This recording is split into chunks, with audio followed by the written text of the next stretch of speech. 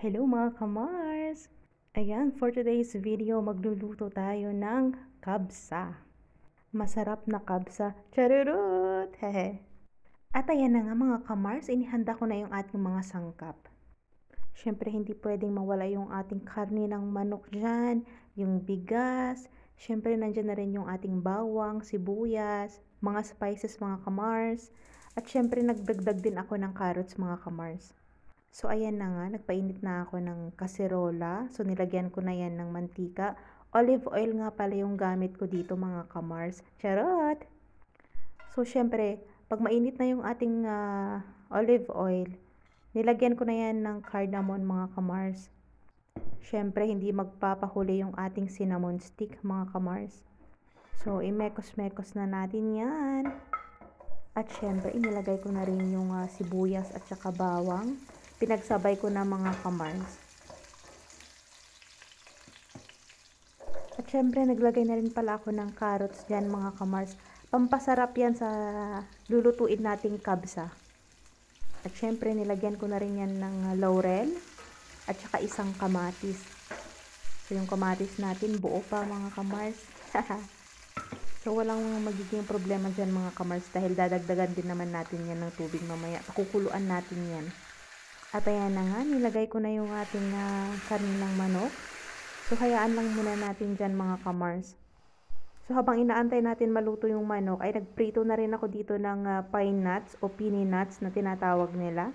So, syempre, i-check din natin yung ating karne ng manok. Baka masunog yan mga kamars.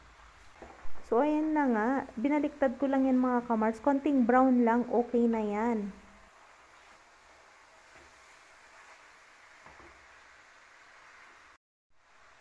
At syempre kapag nabaliktad na natin yung ating karne ng manok mga kamars, naglagay na rin pa nga pala ako dyan ng paminta at asin at isang chicken cube. Syempre mga kamars, ayan, lagyan na natin ng tubig. Kahit nga damihan nyo ng tubig dito, wala kayong magiging problema ng mga kamars. Basta pakuluan nyo ng mabuti yung ating karne ng manok. At syempre takpan muna natin yan. Antayin natin na kumulo ng kumulo. Yan mga kamars.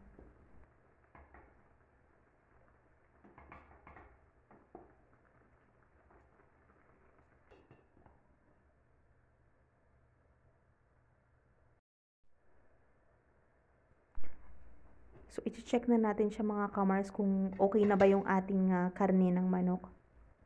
So, kapag feel natin, kapag nakita na natin na luto na siya, ay pwede na natin ilipat yan. Dahil lulutuin natin yan sa oven mga kamars. Charot! Yung pagluluto nga pala ng kabsa mga kamars, hindi yan pare-pareho. May kanya-kanya talagang style yung pagluluto ng kabsa. So, syempre, dahil trying hard akong magluto, charot, at gusto kong matuto, ay, subukan ko nga ng ganitong way. Kapag nga pala nakuha nyo na lahat ng karne ng manok mga kamars, huwag nyo itapon yung tubig dahil gagamitin natin yan. At ito na nga, para sa pangpahid natin sa ating karne ng manok, madali lang yan mga kamars, tomato paste, lemon, asin at paminta lang yan mga kamars. Then ipahid-pahid na yan sa ating karne ng manok. Panuorin nyo lang tong aking video guys. Hindi ko nga pala siya pinutol-putol para masubaybayan nyo at makita nyo talaga kung paano ko siya niluto mga kamars. Kung gusto nyo talagang magluto ng kabsa, abay, pagtyagaan nyo. Charot! Siyempre, flex na natin yan. Tapos na at ilalagay na nga natin yan sa oven mga kamars. Bago ko nga pala nilagay yung manok dyan, pinainit ko muna yung oven. At ayan na nga mga kamars. At lulutuin na natin ang ating kanin. Aba, inihanda ko na yung ating kaserola. Nilagyan ko na yan ng olive oil. So, puro olive oil nga pala yung ginamit ko sa pagluluto mga kamars. So, ayan, flenex ko yung bigas natin. Medyo mahahaba siya. At kapag mainit na yung ating mantika mga kamars, ay naglagay ako ng 3 sandok dyan ng bigas. So, hindi lahat nilagay ko. So, yung unang lagay natin na 3 sandok, so hayaan lang muna natin na medyo fried siya.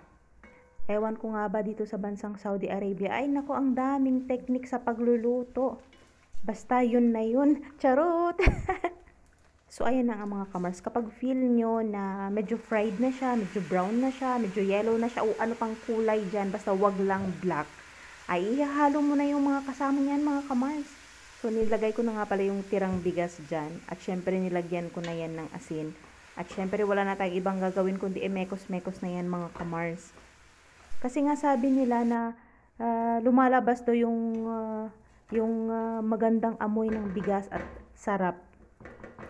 At ayan na nga mga kamars, diba sabi ko sa inyo, huwag yung itatapon yung tubig nung pinagpakuluan natin ng karne ng manok at mga sangkap dahil gagamitin natin. So, ito na nga pala mga kamars, yung bigas natin at saka yung tubig nung pinagpakuluan natin ng manok, ay yan yung gagamitin natin na pangluto sa ating kanin mga kamars. So, ayan na, hayaan lang natin na kumulo at maluto yung ating kanin mga kamars. So, takpan muna natin yan, hayaan lang natin na kumulo. So, mag-enjoy lang po kayo. Enjoy lang po sa panunood mga kamars. At kung feel nyo na kulang pa ng tubig nyo mga kamars, syempre pwede nyo dagdagan yan ng normal water lang, mineral water. So habang niluluto natin yung kanin mga kamars, sabay i-check nyo rin yung inyong karne ng manok sa oven, baka sunog na. Charot! So ayan na nga mga kamars, may inihanda ako ditong malinis na lalagyan para sa ating kanin. So ayan, kung napapansin nyo, yung tinapay na kubos, ay hihimay-himayin ko lang yan ng maliliit mga kamars. Syempre, maitinabi din ako na, kung naalala nyo yung pinagpakuluan natin ng manok, maitinabi ako dyan na konti. Nandyan na rin yung pine nuts natin. At ayan na nga mga kamars, gayahin nyo lang ito mga kamars. So, yung pinagpakuluan ng manok or chicken stock na tinatawag nila, ilalagay natin dyan sa kubos. So, hayaan lang natin na halos lahat na ng tinapay ay mabasa. So, kapag okay na, so, naluto na yung ating kanin, eh, syempre, ihahalo natin yan dyan mga kamars. So, wag muna lahat ilagay mga kamars. So, hatiin nyo lang muna. Dahil maidadagdag pa tayo dyan. So, may hiniwa-hiwa nga pala ako ditong sili at saka bawang. Nilagyan ko lang yan ng kalamansi mga kamars at saka olive oil.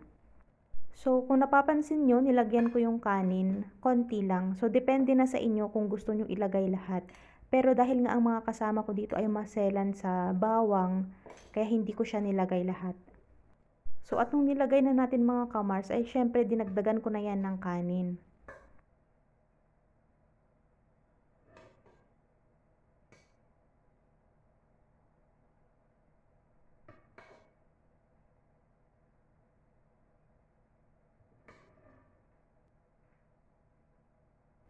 At kapag okay na mga kamars yung kanin natin, abay syempre kinuha ko na rin yung ating manok galing sa oven. So aray, mainit pa talaga. So konting ingat mga kamars. So ayan, nilagay ko na yung ating karne ng manok dyan. So ang ganda ng kulay mga kamars. So hindi nga siya magkasya sa lalagyan natin. Kaya tatlo na lang, tatlong hiwa na lang yan mga kamars. So okay lang yan. So wow, pa-flex, charot! So, syempre, lalagyan na natin yan ng pine nuts o pini nuts dahil lagdag sarap yan. So, depende na sa inyong mga kamars kung anong mani yung gagamitin nyo or anong mga nuts ang gagamitin nyo. Lahat yan, okay lang, all goods tayo dyan. So, ayan, ang ganda ng kulay at ang sarap. Yummy, yummy. Maraming salamat po sa panunood.